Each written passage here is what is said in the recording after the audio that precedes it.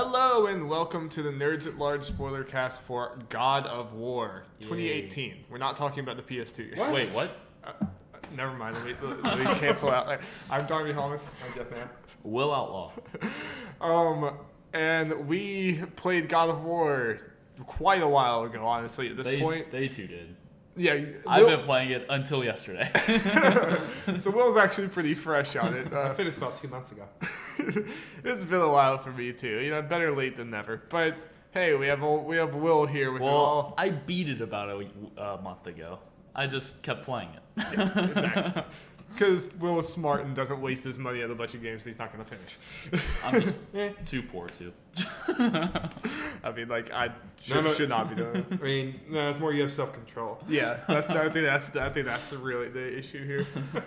So, gentlemen, this game has obviously been like the talk of the video game industry this year. It's been like everyone is touting it as like the front runner for game of the year, maybe one of the best games of the generation. Like, there's like, you know, as far up as you want to take this conversation, there are people having that conversation. Mm-hmm. Do you guys think this is warranted? Is this game that much of a like masterpiece? Absolutely. I mean, I think there's no question. I'm just asking. I'm just putting the question out there. It's my favorite PS4 game for sure, and I think it's in the top 5 of my all-time favorite list. So yeah, it's up there. I need some time. Yeah. And I can say this confidently. If we were to do our list right now, PlayStation All-Stars number 20 would be off the list. That's the way it would be. Yikes. Pour one out, man. So it might be number 20. God of War number 20. It's somewhere in there. I just know PlayStation All-Stars get bumped. Oh yeah, it would probably be in my top 10. I mean, like I would have to like really like look at the list and think about it. But probably about two, but I'm trying to definitely on my list. Yeah, definitely best PS4 game, I think. I didn't think about that, but I can't think of. Yeah, I can't. Yeah, I was trying to think. Maybe PS4 exclusive. I'm thinking my list like no. I think that my top. Just like The Last of Us from PS3, and that's not. Yeah, but and the biggest reason is, I mean, this game really for me, like it delivers on so many different fronts. Obviously, the story was just like it was really like the storytelling of Kratos and Atreus and just kind of their journey to the end there. Mm-hmm. And how this story, I feel like in a lot of ways, in comparison to a lot of other games, it showed a lot of restraint in the fact that all the other God of Wars were obviously kind of about excess and about like, we're going to show you the craziest stuff. Here's this, like like there's just so much stuff in them that you can barely even comprehend it, and it just kind of becomes like a wild like trip that you just go on, which was fun. It was fun in its own right. But this definitely took more of a like, no, these are the characters that we're just gonna go spoilers. I'm just gonna go full spoilers. Yeah, I'm sorry if you really cared enough. Yeah, so full spoilers for God of War. And I just want to say, I'm sorry we're not Corey Barlog. We're not true game. This is not a true spoilercast. Yeah, we did, but he was like, no thanks. Who are you? Stop, leave me alone. Why are you following me? Why are you at my house? Get out.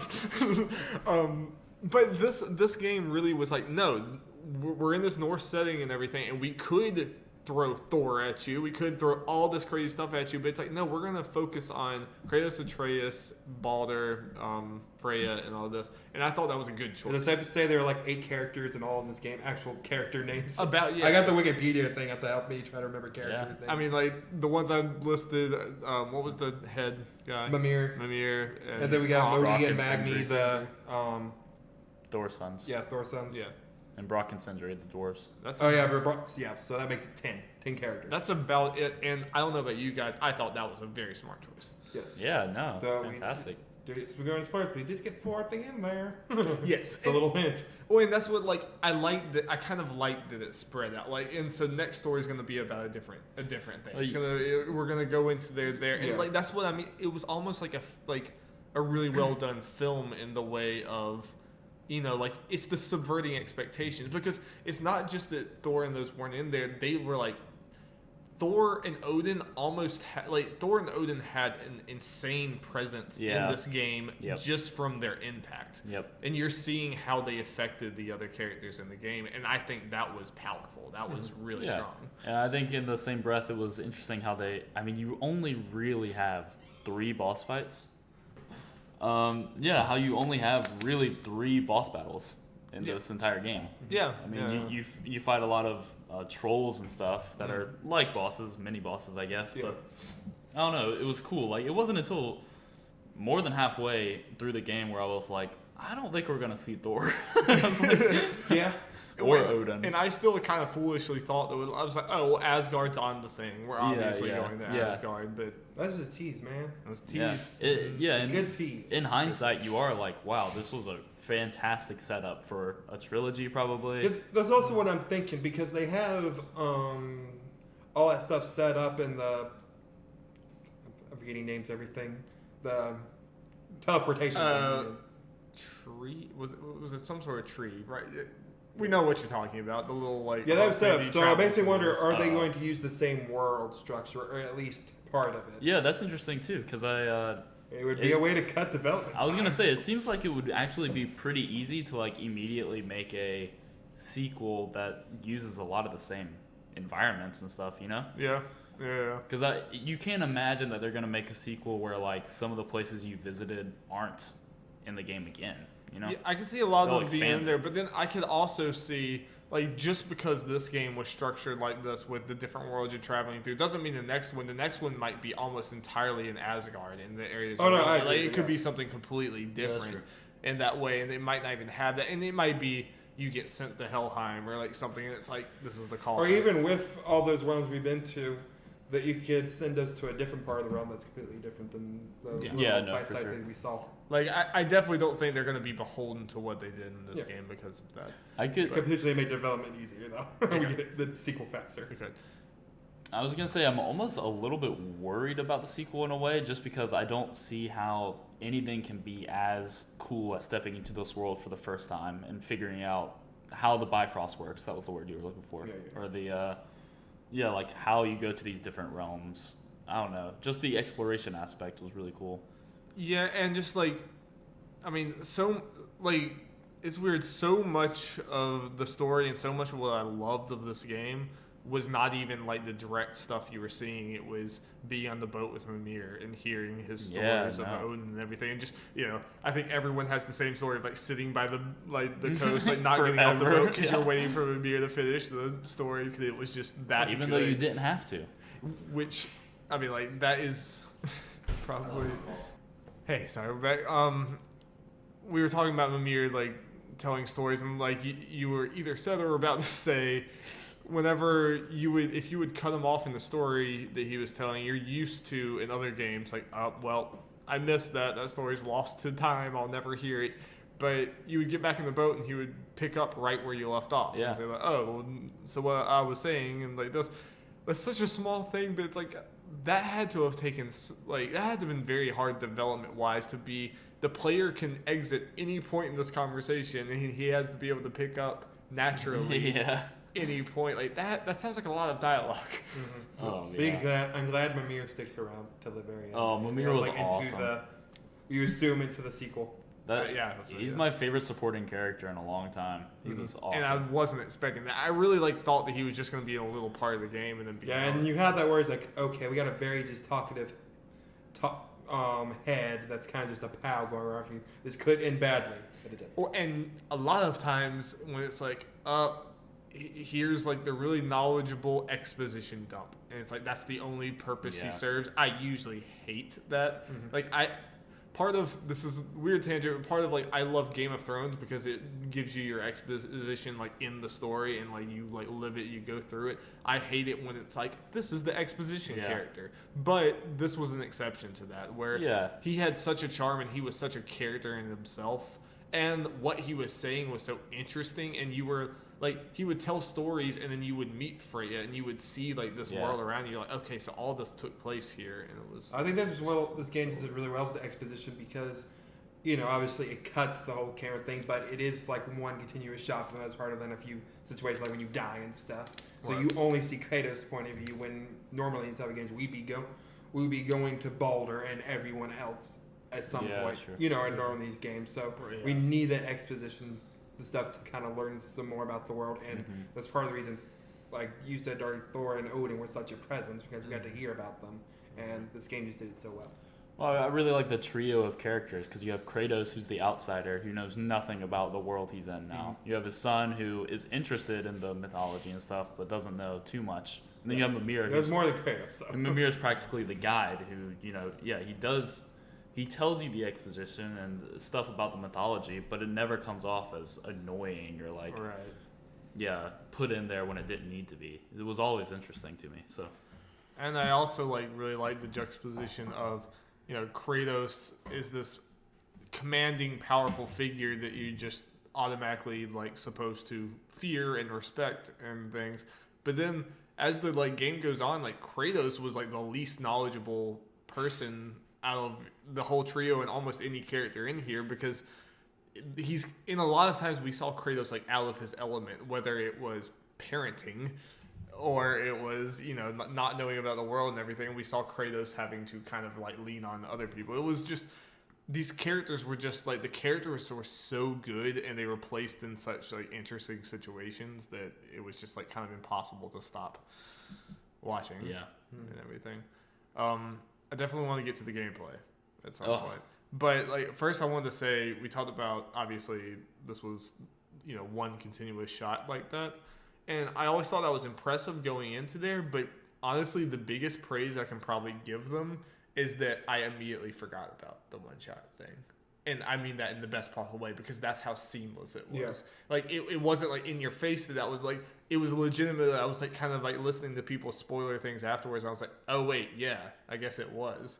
But it's I feel that was the way to do it. It wasn't look at us, we're doing this thing. It just made sense. You're just going on this story with Kratos, and it just flowed to me. And I thought it was really special. yeah, it was whenever I did notice it, I was always like, wow, that's really cool. It was never something that I was annoyed by. Just always noticing or something. It's a lot of things with this game is with the continuous shot and the fact there's so few characters, and just with the normal story elements, when Mimir, we were saying, being the exposition guy and being very talkative. A lot of things that could annoy us, and it has annoyed us in other things, but this game just does it so well. It does it so well. We should love it. And another thing it does so well is the combat. Yes. And the gameplay. The definitely kind of, I don't know, I feel you could insert a bunch of different games that you got inspiration from, but it's kind of, it's like Souls, and it's like all those others, and it's also not. And it's also none of them. It's kind of has the best elements. It is of very everything. unique. Yeah. Where it's very dodge heavy and very reflexive and time based, but it's also, you can have a certain loadout for certain Valkyries and certain other enemies and everything that fits your play style. So it's it's a combination of RPG-ish customization, and just, it doesn't matter what your stats are, if you don't know how to dodge and stuff, you're still gonna get hit. And that I really enjoyed that. Just throwing that axe and bringing it. Yeah, I was about to say, that axe throw is so amazing. Definitely, I'm sure we all just threw the axe off the cliff, brought it back. Threw the axe off the cliff, brought it back. It was just so satisfying. So fun. And the thing I appreciated about it is just the weight of the attacks. I don't know. The combat felt very weighty in the best way possible. Where I don't know how you feel about Witcher 3 combat. Do you like it? No. Okay. It's I love The Witcher 3, but the combat is the worst part. And Witcher 2 is way worse. I can imagine. But Witcher 3 combat, everything feels very floaty. And it doesn't feel like anything ever connects. But in this game, like you said, similar to Dark Souls in a way, but also completely not. But that's also not completely fair. It's just... Everything feels good when you strike. And it's it feels like it should, as you're Kratos, you're the God of War, and you're hitting this gigantic monster. And the thing, I don't know did either of you play the old God of War games? I played almost all of them, so I definitely had a lot of experience with that. And the thing that I enjoyed about this versus the other ones is the other God of Wars, these are gigantic monsters that he's fighting, but they never really feel that gigantic because you have this like very zoomed out thing, and it's almost arcadey in a way, which again works for that. But I like, because you're like closer in and over the shoulder with Kratos, these look intimidating. They feel like really intimidating. I can't remember what I was watching. It was some spoiler cast where they were just talking about how in the old games they showed scale by showing you very small, with all these monsters and stuff. But in this one, they just show you very close up, so you can't see anything else except for the big, massive wall of the monster or whatever. So it's a different way of showing scale, but I thought it worked really well. Yeah, they show scale by like how much of the screen it's taking up. Yeah, exactly. Yeah, and just how much, like, when you're fighting that dragon and like it goes behind you, it's like, that's terrifying. It's like, I need to turn around and see where that is. I need to make sure I know where that thing is. Oh, and another thing that could have been annoying is the arrow. Like, sometimes I feel like that can be annoying in games where it's like, I want to see the thing. I don't want to just have this on-camera prompt. But that was also like, you'd be too caught up fighting one thing, and the arrow would come. You're like, oh god, and you like dodge, and there's this thing behind you. I thought like having to have that spatial awareness at all times was also a lot of fun. This was also the first game I played without a HUD. You like off completely? I had it to where I could touch the touchpad and it would show up for a second. Interesting. So, and that was a cool experience. It made it harder in battles because I had to be like, oh gosh, what is my health? But I don't know, it made it even more visceral in a way. Yeah, no, I can definitely see that. So it was cool. I can definitely see that. I think the only game that I've just sometimes turned the HUD completely off was The Witcher 3. Yeah. Especially after I beat the game and I just kind of knew my way around. I just turned off the HUD and just ride. That'd be awesome. I like how Atreus started out being kind of useless last there into just becoming a very useful tool. Yeah. No, absolutely. As you upgraded him. Well, yet another thing that could have been bad, the escort mission and the like side thing, but like Atreus was always useful and you never had to like worry about Atreus. Yeah, I think he was the best like sidekick I've ever had in a game. He was so useful. Darby said like the thing that could have been awful, and you say escort mission. I'd even say, like don't say Atreus in general. That's something that could have. He could have been like the whiny dumb kid that you're like, God, I hate this kid. Can he just shut up? That easily could have been the case. For the end game, it's incredibly important that he's upgraded all the way, because you have, I don't know, did you ever use the runic abilities that he has? A little bit. I didn't start to do that until the very end. Yeah. Like, I kind of forgot that was a thing, because there's so many different systems and everything, to where like I was going through the menus and I saw like that wolf thing. Yeah, I'm like, exactly. oh wait, I forgot that I bought that like 20 hours ago. It took me a very long time to realize that was a thing, but whenever I started using it, it's so useful. So, and no, like you were saying, did y'all have other things to say about the gameplay? Because I was gonna jump into the. No, that's also. I mean, I know that earlier on in the podcast, if anyone listened to it, I was like, early on in God of War, I was a little worried about like it just feeling repetitive with the combat and everything, and I wasn't completely into it. But I feel like it built more and more, and honestly, the single biggest thing to me was getting those Blades of Chaos. And, that was so cool. And like that completely changes the game. And I was worried that, like, we can talk about the moment, because the moment's a whole other conversation. Oh man! But just, I was worried that it was going to be like, okay, well, the first half of the game is the axe half of the game, and the second half is the Blades of Chaos type of the game. But that's not really the case. No. It's like you're switching on the fly, you're going back and forth. You do it like, and somehow, like, I bet a lot of people forgot their abilities, because you have different like move sets for each one, but like, for some reason it was easy for me to remember, and it just felt good. It just felt so good. I was actually spoiled that I would be getting the Blades of Chaos. Which sucks. Thanks, Conan. I think it was Conan's. I heard that he had a spoil. I didn't know that. I think I actually saw that after I beat it. I told Darby to stay away from it, I think. Thank you. I could not believe they did that. I was like, what in the world? Because especially from, like, obviously, I played all the God of War games, and I really liked them, but I didn't think I had any nostalgia for them, really, until those Blades of Chaos came out, and I got, like, the goosebumps. I'm like, oh, here we go. Well, the thing that still surprised me, even though I knew they were coming, I thought it was going to be, like, hey, you're about to go on the last mission. We're giving you these blades back. Like, you're gonna fight with these on the last mission. That type of thing. Yeah. So when I got them in the middle of the game and realized that they could be upgraded and stuff, I was like, what? Yep. Like, they're bringing in this new mechanic 20 hours into the game or whatever. Like, what? Opening up the skill menu for the Blades of Chaos was almost just as hype as Yeah, game. I was It's like, oh wait, this is a thing. It's like this could be around a while. I couldn't believe that moment. So yeah, I'm glad you brought that up. I almost forgot how exciting that was. Yeah, I guess one other gameplay thing is just that first Baldur fight. Oh man, yeah. Yeah. How big that was. I do. All right. I want an interesting conversation here. Don't get me wrong. Fight was awesome. The fight was like really cool, and I like how it shows that these are like two gods, and they like they can't be killed, or it's like they're literally it's like visceral of like slamming boulders into each other, and like anything. It's just like they're desperate and just trying to kill. All right, never mind. Maybe I'm talking myself into it. I was gonna say like, why is this what people are saying is like one of the best fights in video games and stuff? But the more I talk about it, the more it's seeming. I always thought I just thought going into it, like, out of all the things to talk about God of War, I thought that it was weird that was the one that everyone was hyping up. It was like inflating the most, and I thought that was not one of the like more spectacular things. But like I said, when you think about the weight behind it and what it means between these two, like, because it almost seemed like a little over the top in the moment, but when you think about these two gods who can't die, and they're just, I get it. Yeah, I will say that I thought it did last a little too long, because there are moments where he basically acts like he's dead twice, or you think he's dead twice, I think. And I was like, all right, I guess I'm doing this again. Towards the end, I was a little tired, because it is the same thing, mechanics. And because that was before you learned a bunch of other stuff, so yeah, you're exactly. just hitting buttons. Yeah, just R1 and R2 over, but... Yeah, I mean, it was a cool fight, so.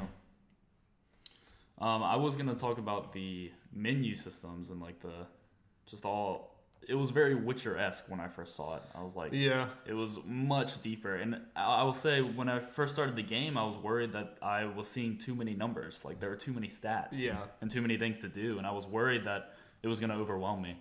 Thankfully, as I played the game... I will say, like, I think this is probably, like, the only real negative thing I can like say in the game, and it's really not even that bad because for the most part I liked it. I do think, and this might just be for my taste, I do think there were maybe like one or two too many systems as far as the upgrading and the skills and just the using hack silver and then using this other stuff, because it got to the point where I was collecting this stuff that it's like, I don't even know what this is. Like, there's like two different types of currency and stuff like this, and I wasn't even paying attention to it because number one, I always had way more than I needed.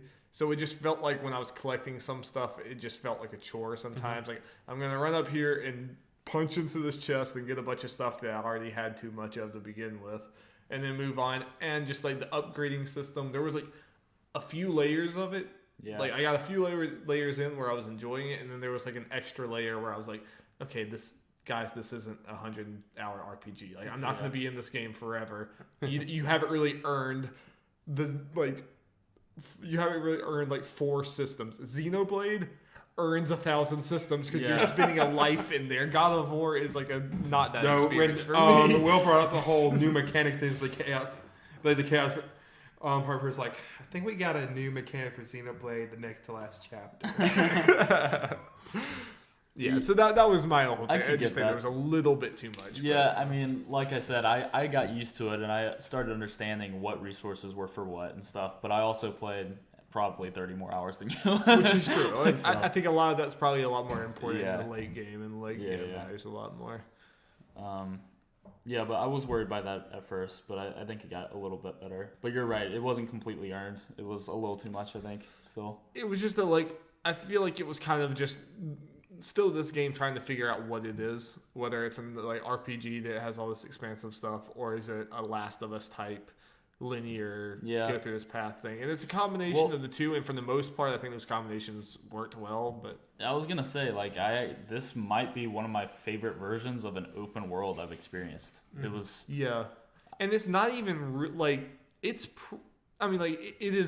open world-ish, but the paths that you go through were almost. Again, I'm not trying to sound too negative, but they were almost a little too claustrophobic for me at times. At times, I felt a little like narrowed in on things.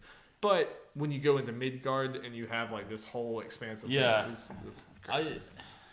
I just liked, because in open world games, I've written about it before, like sometimes I feel paralyzed by not knowing what to do. Whereas in this game, I felt like it was huge, but I always had a direction to go in, which helped me a lot. But that's a personal thing. Yeah, and at the beginning when the world kind of opened up and you first get to that was so cool. Yeah, like you could tell, okay, this is where I'm supposed to go, but also it's a little limited, but there's like, I can go here, here, and here to get a little side stuff going on. And it kind of expanded and you can do more as the story went on.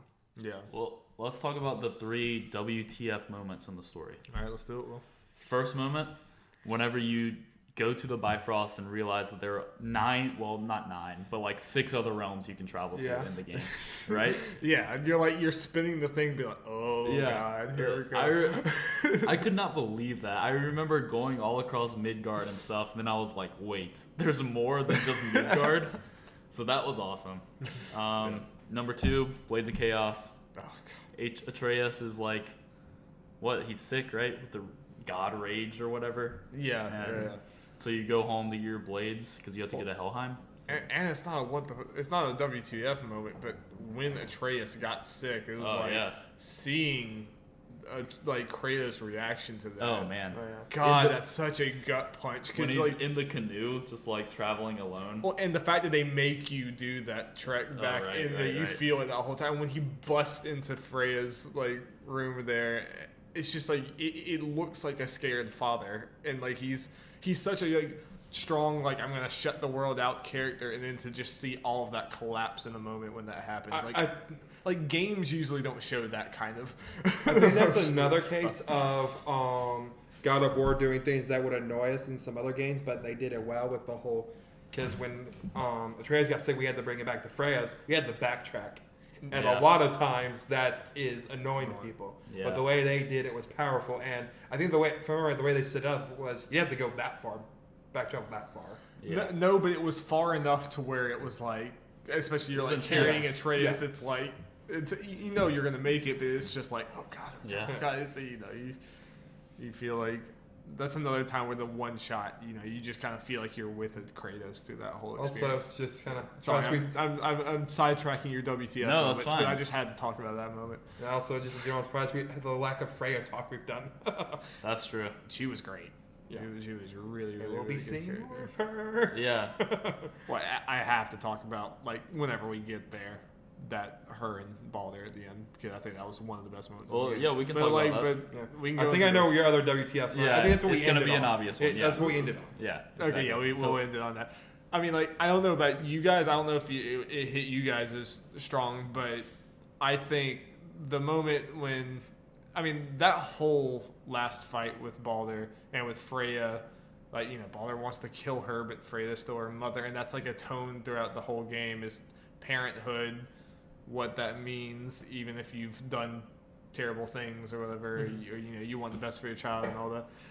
And just that whole fight going through there when she's trying to stop you but not kill either of you, and then at the end when she's gonna let Balder kill him and Kratos stops him, I think that was one of if not the most emotional and strong narrative moments I've seen in a video game. And I don't think that's too exaggerating for me, because I felt that for her. You really, really, really felt that. And I wasn't completely expecting that. Maybe I should have, but I didn't really expect Kratos to step in there like that exactly. I didn't know what to expect. It was just I was captivated through every moment of that. Honestly, yeah, depending on what you meant by that. But the moment Balder lost his invincibility, it's Kratos is gonna kill his ass. That was a cool moment too when he became mortal or mortal. Then he just got really excited about the whole thing and kept on fighting. Yes, it made me feel pain. Well, I'm also excited about that. I felt like there was another game that did this. I don't know, but the way they kind of screw with old mythology and Balder's now this messed up guy who just wants to die. Yeah. I don't know. I'm interested to see what they do with other gods. I'm interested to see what they do with Freya. we Because just now scratched she is her- our enemy. Yeah. Freya could be one of the best villains because of just inspiration. Like, this might have just been like the best origin story to a villain we've ever seen when it Do you comes want to to know Freya what happens? next time. There's like another secret ending about Freya. Do you want to hear it? Like, is it in the game, you mean? Yeah. Oh, You have to beat all the Valkyries. okay. Go for it. Go for it, yeah, sure. The Well- Queen Valkyrie just tells you that the only true Queen Valkyrie is Freya, and that she was. Oh, I heard about that. Okay, Yeah, okay. yeah. She's going to get her wings from Odin. Is the last thing they say. So Cool. Freya Valk. I mean, like, that's just the sign of a great a great person. When, like, if we are fighting against Freya, I'm not going to be able to fully be against her. Oh no, you're Because it's fighting just against like, Freya. It's happening. Yeah, it's happening, but you know what I mean. Like, I'm not going to be able to completely be like, yep, down with Yeah. Freya. It's going to be like, God, I would not want to kill Freya. relate that's with for her sure. too much, and Yeah. that's going to be, they're going to pull at your emotions. Especially since she like saved your son and. Seems to have generally God, cared I'm for like- both of you the whole Like, time. I want God of War 2 now. Like, I want it right this second. The more I talk about it, the more excited I get about it. So Yeah, other big, like, get it all out there. should we just skip to that final thing? I'm Is there game. anything else we need to talk I'm about? game. It's time. I think it's time. Atreus is Loki. Atreus and Loki. Like, my jaw dropped. I was like, wait, what? It was like, Yep. you're gonna tell me this kid's Loki? Well, yeah. it all makes sense to me, like when they say, like, "Oh, Faye is a giant," Yeah. and then what we know from Loki from the Marvel movies. Yeah. Yeah, which is what most people know. Yeah. Well, there was- myself included. I did some reading after that bombshell, and I was just there's so many things in the game that like point you in that direction, but you would have to be well versed in mythology to know, which I thought was really cool. Which that's the best type of twist. Yeah. When it's like, as soon as it happened, it's like, this makes sense, but I Yeah, did not see exactly. it coming. It's like, yeah. I also love the story when you're walking back of Kratos telling where the name Atreus came from. Yes, Oh, that was yeah. cool, That was another one of my favorite moments, and it's a very like simple moment. It was just said in walking, but that's another one where it's like you see Kratos changing. Like, Kratos changes so much in Well, this game. I mean, I think there's a lot to be said about how the game ended. Like, you didn't end with killing Baldur or No, anything. you do the axe thing, and then you just Yeah. go back as normal. And once you walked when the credits are going on, and then once you Yeah. get out of where you are, you're like, okay, we can go back to the cabin, or we can do Yeah. anything else we want, and it makes sense contextually. Yeah. It was not like your traditional, the game is over. It was Yeah, The game it's- is over, and you start from a save point right before I mean, Baldur. you Yeah. you end the story with the initial quest of going to spread your which is something. ashes, It's which like, is awesome. It feels like that doesn't happen very often, where it's like you have your central quest in the Yeah. video game and it didn't get mixed up. Like, Yeah. it's like, no, this is what this game was Which- about. This is where we were going. I mean, It's yes, all part of Faye's plan. it is humorous that like you did all this stuff to spread her ashes, Spread her ashes, because that's yeah. like actually ridiculous. Yeah. But it's also incredibly sweet at the same time. That's like not the final shot, but like for all intents and purposes, that's the Especially last thing you the do. amount of times they went other places and got back to Midgard. It's like, at no point was Kratos was, boy, we're going home, okay? Yeah, like, enough of this. This is like, I like how they get. we're going to go back to the cabin and chill, okay? I like how they get to the mountain, and then Mimir or whoever's like, "Oh, this isn't the highest point," and he's actually like, "Oh, I have to do this. I have to go to Jotunheim, where no one's been for years," instead of just being like, "Whatever." What? Yeah, Kratos should have did that. Like, boy, we did not go to the top of this mountain. Just, Yeah. just to turn around and leave.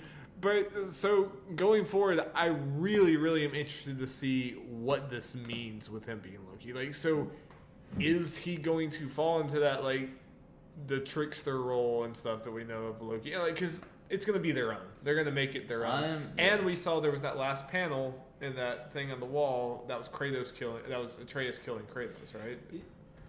I was gonna ask that. That's what I'm pretty sure it was. Because when I saw everything, it was its quick view. I thought it was Kratos dying in Atreus' arm, but I may have just saw it wrong because it was kind of quick. It looked like a snake of some sort. I need to watch that scene. People talking about it afterwards have said Atreus killed. That's what I Atreus, saw. I but was I'm like, not oh, I sure. thought it was him dying in Atreus' arm. Like, I think Probably wrong. it's one of these things that I think we're gearing towards. I think they're setting up Atreus killing Kratos in some way. But I don't necessarily think that means that Atreus is like evil or something. I think there's going to be a twist on it where it's like a mercy kill or it's like something else like that. And they even like hinted that just kind of with Freya and Balder and stuff. Like, Freya was going to let Balder kill her because that's what Balder wanted. Yeah, it's like that kind of thing. So like then Kratos is after that. Like Atreus asked Kratos, so if I tried to kill you, would you let me? He's like, if it's so you could live, I would. Yeah. Exactly. I think that's what they're hinting at. Like, I don't think it's gonna be, what you think. I mean, we know from mythology that Loki somehow ends up being Thor's stepbrother. Yeah. So I'm thinking that like maybe Thor or Odin is gonna like kidnap Atreus, and then maybe like the story opens a couple years later or something. I don't know. I just. You think potentially if this is like a trilogy or more. You think it's at the end of one game, Atreus kills Kratos, but then the next game is a time skip and Atreus is the playable God of War? Could be. I just don't see them getting rid of Kratos, honestly. But it would make sense to. I just don't know. But I also can't see Kratos ending in any other way other than dying. At least at some point, whether it's the last game or something. Like, I can't see Kratos just... I kind of agree with you, Will, but I feel like the way they're doing this, I feel like they might do that. Just the way they're setting up this version. I just feel like it'd be weirder. I feel like it'd be weirder for Loki to go to like Egyptian mythology than it would be for Kratos. Yeah. Just because Kratos is like a made-up character. But I mean, it could be a thing of it's just 2 more games, and Atreus is going to play with a third one, and like during this, maybe this upcoming game you fight Freya and Thor, kill at least one of them. And then the next game, you may kill the other one of them. You may not kill our other gods, and you kill Odin in the end for some reason. I'm just spitballing. Kill all the gods. Like it. I mean, like it's God of War. I mean, like God. That's what they did in the old God of Wars. Yeah. And it might be hilarious if, like, in the old God of Wars, you kill all the gods, and you're like, yeah, I killed all the gods. And the new God of Wars, you kill them all, and you're crying. You're just like sitting there, like sobbing, like, oh, what about that? yeah, I don't know. I mean, at the end of the game, they obviously set up Ragnarok is coming, so. Which, dope. Yeah. Just, like, I sit down. Very cool. I don't know. There's so much potential to go through this. I'm going to be reading up on a lot of Norse mythology between now and 20, I saw, like, 22. I don't know. It was, like, whatever that book that you got and everyone else got. I know people said there was, like, a spike in sales of, like, that Norse mythology book after God of War. Everyone's interested in it. That's funny. Yeah, they have a lot. I mean, Santa Monica has a lot to live up to with this game too. Yeah. Just because it was just firing on all cylinders from a gameplay and story perspective. Where like this told one of the most infatuating stories I've seen in the game in a long time, but it was also very, very much a video game. It was not. It kind of did that even better than Naughty Dog, where it's like it did not feel like this just like movie that I'm playing a like sparse game of. This was a game, a very gamey game. A very gamey game. I mean, in combat there are like combos, like like I don't think that just like normal people who are not used to playing games like this could just pick this up. Or at least not in the normal difficulty. Also, something interesting. There were some trophy stats. 50% of people who have played God of War have finished it. 50? That's very high for most games. Well, I mean, the platinum is at 5%, and that's not an easy platinum. Wow. 5% is extremely high for platinum. So people are finishing this game, and it's selling well. That's actually impressive, yeah. It's usually nowhere near 50%. Yep. Yeah. Well, congrats to the Santa Monica team, because this game... Corey Barlog, you'll come next time and talk with us next time. Yeah, I really hope you can make it next time for God Corey. of War 2. God of War... Like, the second. I feel like that's going to be something like all these games that are doing reboots or whatever, but like calling it a title that's been used before. Like, I don't know why they do. We're going to see the reckoning of that in the next few years. Cause it's like, what do you call the sequels? Why would you call it I got a feeling this is going to be God of War than some subtitle. That's what I think. It'll be God of War Ragnarok, I'm sure. It'll be like with Doom Eternal. Yeah. Like that kind of thing. Because the thing, this isn't even a reboot in a way. Unless you're EA and then you just release Battlefront 2, which has already been a game in the past, but you just do it anyway. Yeah. Or they do like like Battlefield's doing, and they go to God of War 4. Battlefield 1 to Battlefield 5. Video games are dumb. Video games are just so Why stupid. can't they just be like Final Fantasy and just go all the way to 15? just keep slapping some numbers on there until the end. Or on Kingdom Hearts and start putting some 0.5s on there. Oh, there you go. gross. God of War That's 0.5. gross. All right. Any last God of War thoughts before we sign out and me and Jeff So go? good. No, so good. Pretty good game. It cannot be overstated. Like, I honestly, like, early on, I thought that I was going to be saying, like, yeah, it was a little overrated. I forgot that you were feeling that way at the beginning. Yeah. I kind of, and it's weird. And I do think that it takes a while to really get into it. And that's not saying, like, in hindsight, I like that. In hindsight, I like the slow build up to everything and how it sets everything up. And I think also the problem was I was playing it in literally 20-minute spurts because I was so busy that's with true, everything. And it was the worst possible way to play the game. And it was just like, it was starting to feel a little claustrophobic and a little like hard to get through and the same enemies over and over. But obviously all that went away. And game of the year right now, I don't see Red Dead beating it, but we'll see. Man, I forgot. Not that's gonna beat this it for year. me. We'll see. Kingdom Hearts. I mean, That's not this year.